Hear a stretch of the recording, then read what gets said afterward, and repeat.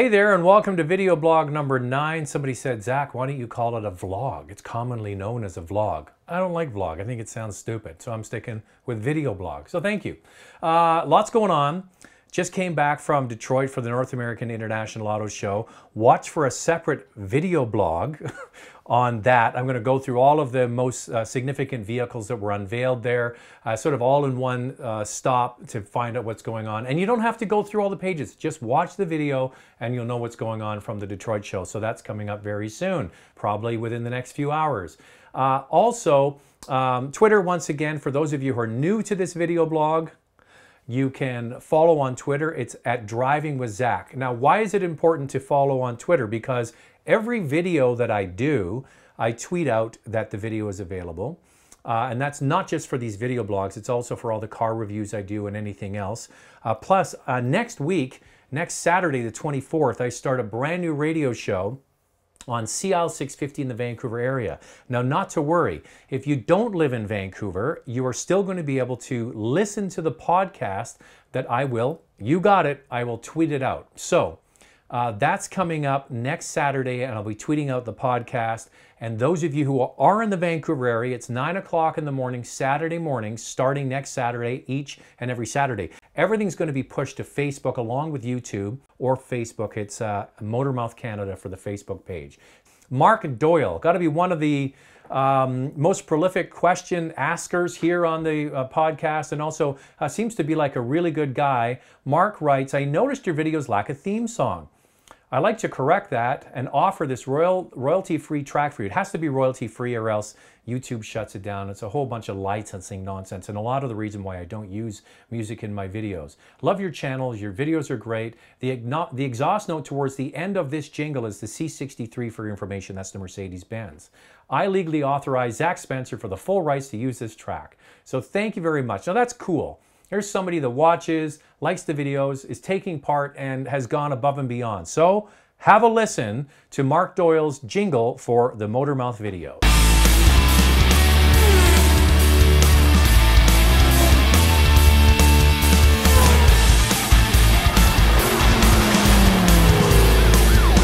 Motormouth.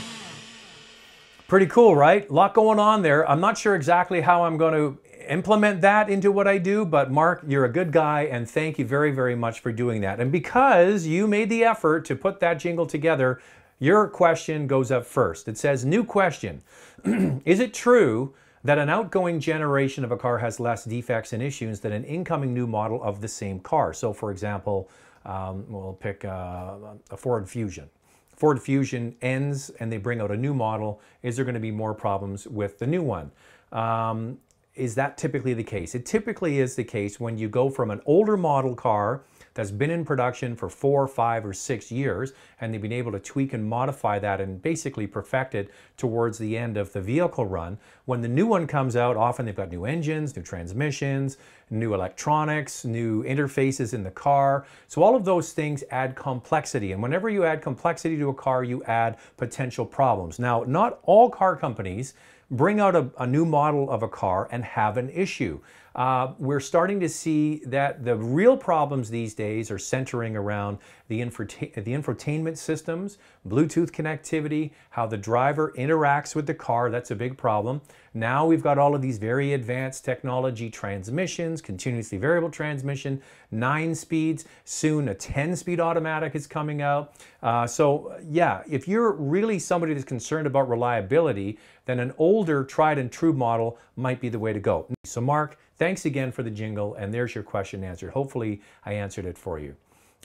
Phil Mai says, want a luxury sports sedan around the $55,000 mark. Would you pick an Audi A4, a C-Class Mercedes-Benz, a 3 Series BMW, or the Q50 from Infiniti, considering maintenance costs and reliability? All right. Now, the Q50 from Infiniti was one of my favorite cars that I drove in 2014. I thought it was fantastic, and one of the reasons is it offers a lot of value. That's that value equation again. So not going to a smaller turbocharged 4-cylinder engine, sticking with a 3.7-liter V6 engine, tried and true technology, tried and true transmission. It has some very advanced features like the infotainment system. is quite advanced and it's a bit quirky. And also it's got the steer-by-wire system that some people kind of think is odd. The Audi A4 I would take off the list because it's getting very, very long in the tooth. That current model A4 is originally introduced in '08, so it's way past its refresh date. The 3 Series is fantastic. It's a sort of like the benchmark. But last year, I chose the best car of the year that I drove was that new C-Class. So for me, if it was between all of those, it would be the new C-Class or it would be the Q50. You want value? You want tried and true, you want something that's dynamic to drive but is less expensive, you're going to go Infiniti. And on the other end, if you want the newest and the latest, that C-Class from Mercedes would be a fantastic choice. The next one comes from Nadim Sharania, I hope I said it right. Thoughts on a hard-to-find used 2011-2012 Volvo C30. That was the 2-door hatchback model they since discontinued. The T5 R design with a 6-speed. What are the costs of buying in the US? Now, this is often the case when you get a car that is sold in very, very limited numbers. If there's a very limited car out there, often you're going to find it in the United States. Much, much bigger market. But here we are. I think the last time I checked on the weekend was 84 cents is what a Canadian dollar is worth compared to a US dollar. So by the time you buy those US dollars, you're going to have to pay 2 or 3 cent premium. So you're almost paying 20% to buy one American dollar. And then on top of that, you have to pay 6.1% duty. So you're almost at 24 to 26% increase in the price just to buy the car and bring it to Canada. Then you have to make sure it qualifies for import. You go to riv.ca, that's the Registrar of Imported Vehicles, and I shouldn't think it would be a problem to bring that car in. So you got to really, really, really want that car in order to bring it across the border and pay a whole lot. This is Matthew S. Mikospud. Generally, this is about how the job works that I do. Generally, are you invited to test drive vehicles or is there some application process? Okay, we'll go through these questions one by one. If you're established, do the auto manufacturers automatically invite you? So that's kind of one question. Here's the way it works. If you're an auto journalist and you're writing about cars, you're doing what I do, video, TV, radio, all that kind of stuff, you have outlets. Now, there's a couple of different ways this works. They will send an invitation to go and drive a car. We'll pick, what's one I did recently? The Chrysler 300 in Austin, Texas.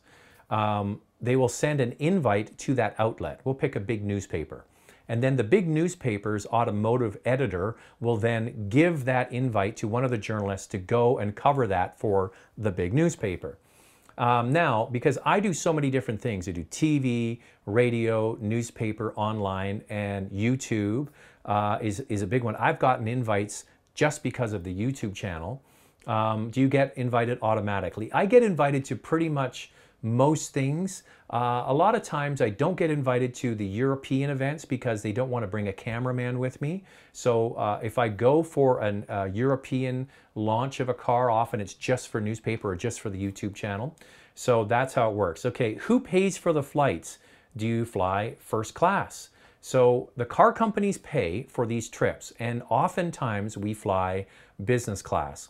And if we don't get a business class ticket, I fly so often with the big carriers that I can get an upgrade to business class.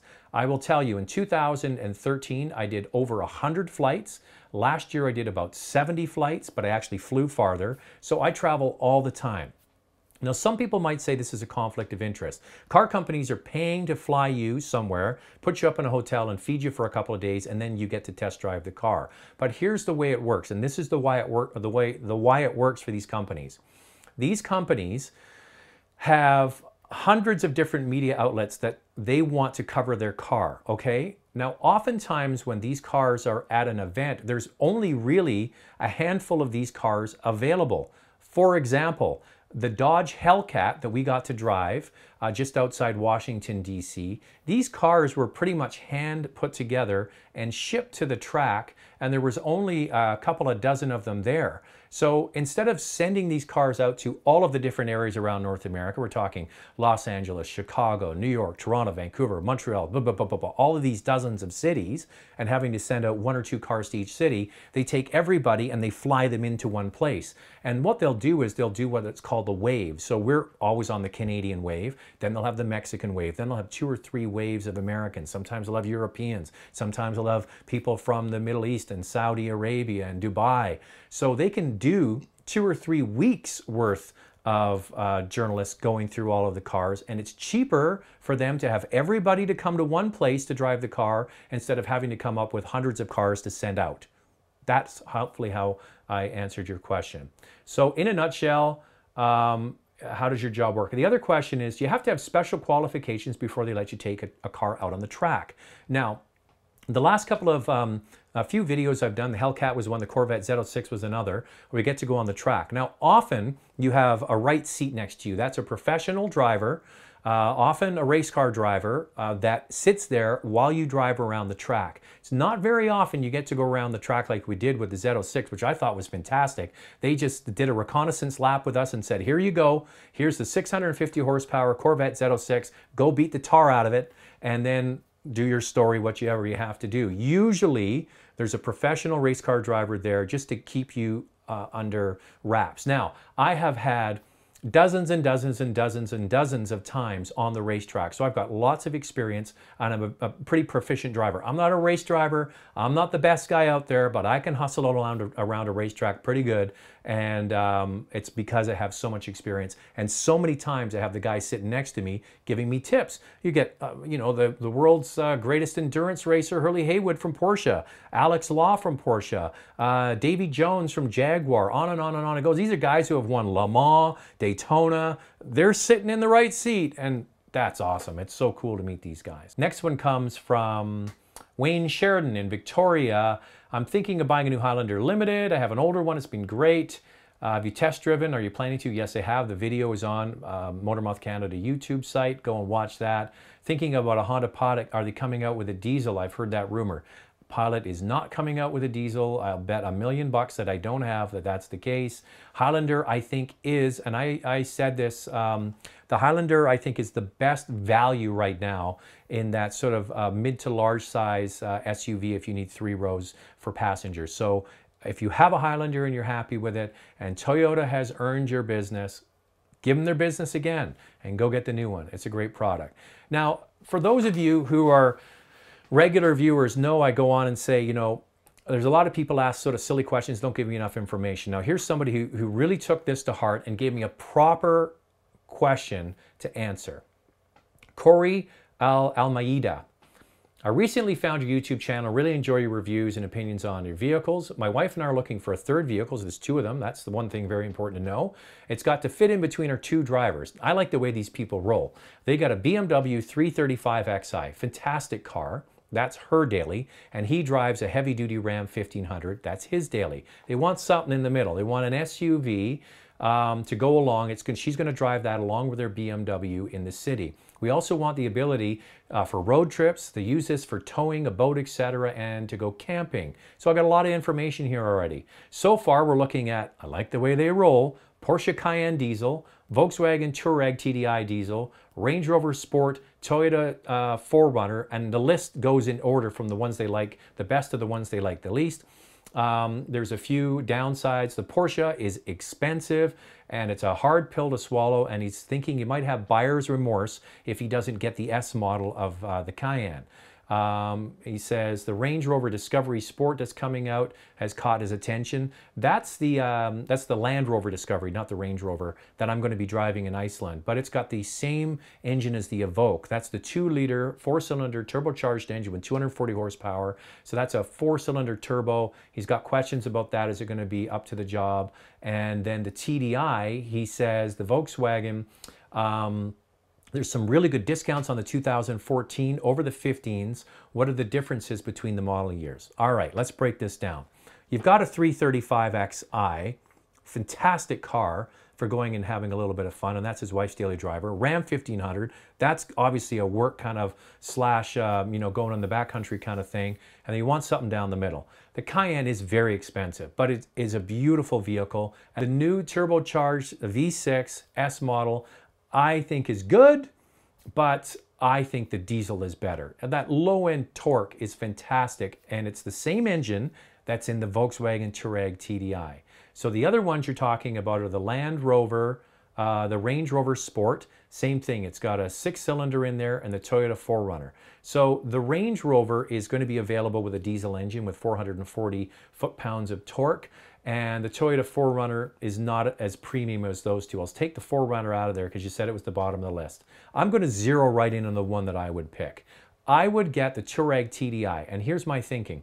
It's got the exact same engine as the Porsche Cayenne diesel. So the engines are exactly the same, and it's built on the same platform. Now, one is built to the Porsche specification, the other one is built to the Volkswagen specification, but the Touareg is a whole lot less expensive. So here's my thinking. I think the price tag on the Touareg is, or the range, I'm confusing myself. I think the starting price on the Cayenne is right around $72,000.